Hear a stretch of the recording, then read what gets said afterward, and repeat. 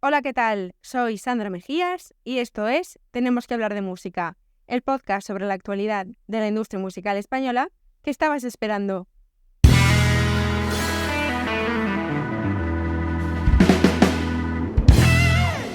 En el programa de hoy te traigo a Jorge Muñoz Cobo, vocalista de Doctor Explosión y productor musical. Hola Jorge, bienvenido. Hola, ¿qué tal? Gracias. Para quien no sepa qué es Doctor Explosión, ¿qué es? ¿Cómo lo definirías? Es un ente abstracto, pero a la vez concreto.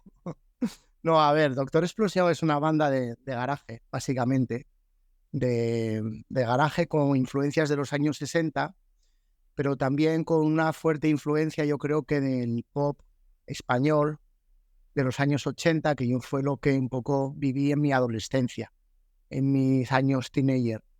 Crecí con bandas como los primeros discos de Sinistro Total, de Las Vulpes, de Ilegales, de Alaska y los Pegamoides, de Los Pistones, de Gabinete Caligari. Crecí un poco con esos discos y a la vez también investigué muchísimo sobre la música de los años 60, del garaje.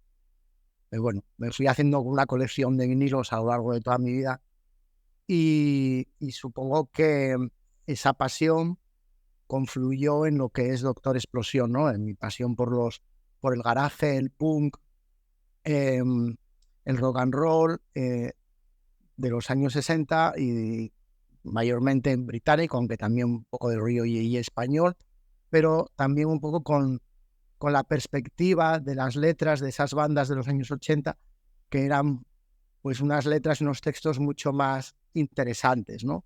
Que los de los años 60, que resultaban bastante ñoñetes, por decirlo de alguna forma, nice. Aunque hay grandes obras como Los Brincos y tal, pero que en el fondo, en esos años, pues, digamos que los textos de los grupos eran menos interesantes bajo mi punto de vista. Entonces, bueno, Doctor Explosión, pues surge a finales de los 80 y, como decíamos en nuestra primera hoja de promo, con la sana intención de atentar contra la moral de las gentes.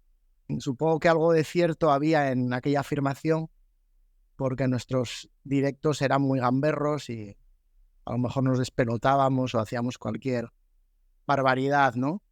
Y en realidad, pues sí, no dejaban indiferente, ¿no? Los podías amar o odiar, pero indiferente no quedabas. Y bueno, pues también supongo que toda la hornada de bandas de garaje de revival de los 80 nos influyó mucho. Entonces yo creo que Doctor Explosión es eso, es un grupo que fusiona, por un lado, textos o sea, herencia, digamos, de música inglesa o anglosajona, inglesa americana, pero lo fusiona con el castellano y con nuestra cultura y nuestra forma de contar las cosas aquí. En vuestras canciones sois bastante críticos y tenéis un humor bastante absurdo. A veces, ¿eso supone que la gente no os tome en serio? A veces no nos toman en serio. Yo creo que el humor está mal visto, según en qué círculos culturales, ¿no? Cuando yo creo que el humor... A ver, tampoco es que seamos un grupo de humor, no somos una chirigota de Cádiz, tampoco, aunque a veces sí lo podemos ser. Pero sí que está un poco denostado, ¿no? Y sobre todo en círculos donde se toman más en serio a sí mismos, como por ejemplo puede ser el indie, ¿no? El indie sabe reírse mal de sí mismo. Es quizás un estilo que busca más la trascendencia, ¿no? El rock and roll tiene algo más, tiene un desparpajo distinto, ¿no? Y el garaje ya mucho más. Porque el rock, a veces rock escrito así en mayúsculas, el rock también puede caer en cosas muy comerciales y muy pedantes. Pero el garaje no. El garaje es algo más descarnado, más sucio, más donde a veces todo vale, para bien o para mal. Y sí que es cierto que hay algunas, digamos, personas o eso que no nos pueden tomar en serio porque creen que siempre estamos de coña o tal. Y bueno, sí, Doctor Explosión tiene también esto, que también tiene el garaje, que es un no encajar en ningún sitio, ¿no? Una especie de inconformismo, de alguna forma, de no saber encajar o no querer, no sé. Pero sí, pero a mí, vamos, estoy muy cómodo en esa postura y no, tampoco es mi intención agradar a todo el mundo. A veces los indies también han bebido bastante de la estética o de las influencias sesenteras. ¿Qué os diferencia a vosotros del indie? Es que yo no sé muy bien qué es el indie. Partamos de esa base. Yo creo que nadie sabe lo que es el indie, porque creo que la sociedad de consumo, capitalismo atroz en el que vivimos, tiene esto, ¿no? Que fagocita las cosas y luego las reinventa, las desvirtúa y las reinventa, ¿no? Es como, por ejemplo, el indie viene a ser como que en Zara vendan camisetas de los Ramones, ¿no? El indie en España, ojo, porque es que España es un mundo aparte, ¿no? En cuestiones de etiquetas musicales. Entonces, yo creo que pasa un poco en España que el indie nos han vendido que toda la música que antes era comercial y que se podía decir hace 20 o 30 años que eran la música de los 40, ahora la llaman indie. No sé, yo no sé qué tiene de indie un grupo como Vetusta Morla, con todos mis respetos. Yo diría que es un grupo de pop comercial, pero jamás diría que es un grupo indie, porque para mi generación el indie o la música independiente eran bandas que realmente partían de una premisa opuesta a las bandas indies actuales. Esa premisa opuesta es que esas bandas no querían encajar en ningún sitio, querían tener una identidad propia y el hacer un grupo era una forma de manifestarse en contra de las cosas. Mientras que el indie es una cosa súper formal, de encajar en la sociedad, de alguna forma es como de querer agradar, ¿no? El indie tiene hoy en día esa cualidad de querer agradar y de vender una industria a cuanta más gente mejor. Y eso lo pretenden todos los artistas, no me malinterpretes, pero desde la premisa opuesta. Por ejemplo, los Sex Pistols o los Clash no eran grupos que quisieran encajar, querían dar por culo, pero contrariamente, luego, boom, explotaba la sociedad con ellos y era un grupo de masas, ¿no? Mientras que hoy en día el indie en España es una cosa que quiere agradar a todo el mundo y bueno, no sé, simplemente no estoy ni a favor ni en contra de eso.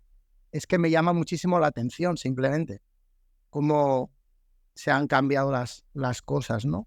Gracias a Dios supongo que sigue habiendo grupos de gente joven que siguen un poco influenciados por ese espíritu un poco más rebelde de no encajar, ¿no?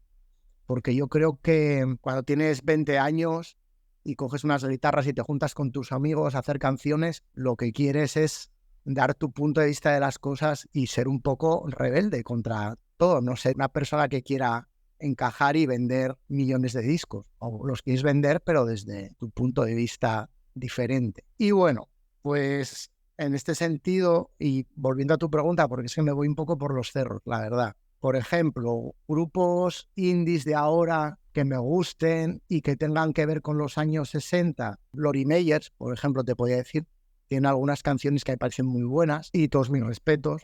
Y nosotros, por ejemplo, pues tenemos a lo mejor canciones también en ese plan, como Hoy una vez más, que beben un poco de esa fuente que... Es que claro, en España estamos tan faltos de etiquetas porque hay que tener en cuenta que nosotros hemos importado todo esto del pop, ¿no?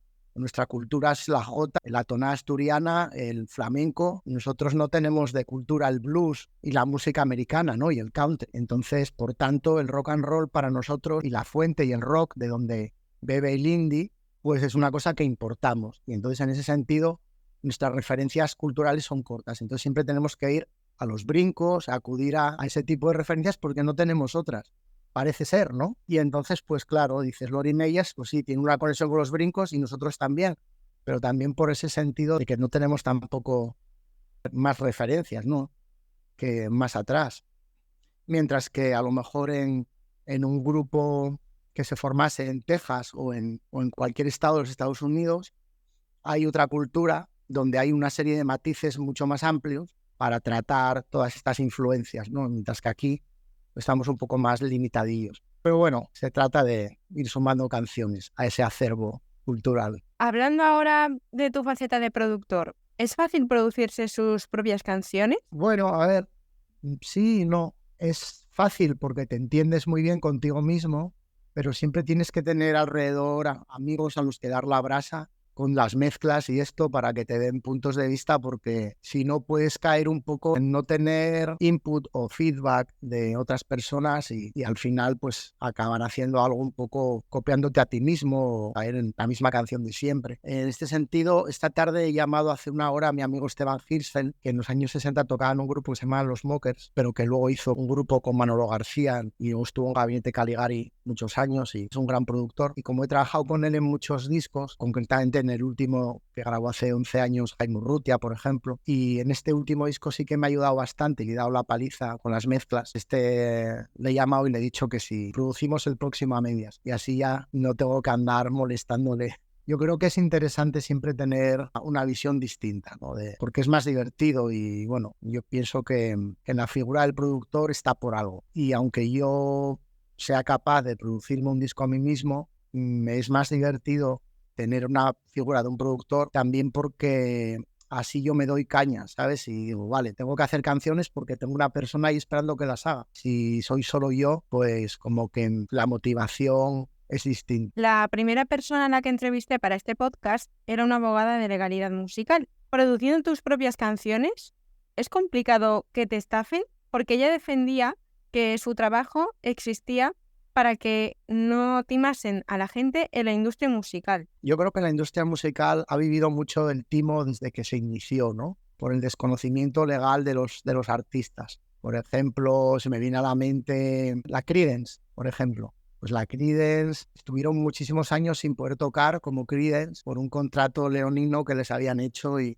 quiero decir que esos ejemplos abundan, por desgracia, ¿no? Recuerdo una anécdota que me contó un bluesman que se llama Lazy Lester, que tuve el placer de conocerle en su última gira, porque se murió hace poquito, ya con 80 y tantos años. Este hombre comentaba que él había trabajado mucho tiempo en Warner, ¿no? Y había estado en la Segunda Guerra Mundial también. Y entonces decía que a los miembros, a los artistas de Warner, los llamaban POW, que era Prison of War, pero era Prison of Warner, porque les firmaba unos contratos que luego no se podían zafar de ahí de por vida. Y yo creo que a este hombre yo le propuse, vino a tocar a Gijón, le propuse hacer una sesión en mi estudio, hubiera sido una pasada poder hacerlo, y el tío estaba súper reticente, porque yo creo que había quedado tan traumatizado por su experiencia musical, de esto que hablamos, de esos contratos leoninos, que bueno, supongo que cuando tienes 19 o 20 años y desconocimiento y firmas lo que sea, pues no sé cuántos grupos, ¿no? Luego necesitan ayuda de abogados para poder salir de ahí, ¿no? De esos contratos laberínticos de terminología que nadie entiende. Entonces, bueno, pues sí, imagino que la historia del rock y de la música está plagada de tristes ejemplos de eso que comentas, ¿no? Es fundamental, yo creo que si te metes en este negocio, tener un abogado que sepa de copyright y de todas estas cosas, porque problemas siempre pueden surgir y siempre surgen. Bueno, pues hemos llegado al final. Se ha hecho breve, se ha hecho breve. A mí también. Esperamos no haberte robado mucho tiempo. Nada. Un placer estar aquí en tu podcast. Estás en tu casa y te esperamos siempre que quieras contarnos cosas. Vale. Siempre hay para contar, siempre hay un montón, la verdad. Hemos llegado al final. Esto ha sido todo por hoy. Esperamos que hayas disfrutado de este programa. Te recuerdo que puedes suscribirte al canal para no perderte nada, darnos un me gusta, comentar qué te ha parecido este programa y compartir este vídeo con todos los fans que conozcas. Te dejamos en la descripción el enlace de nuestra web y de todas las redes sociales en las que puedes encontrarnos. Hasta el próximo programa.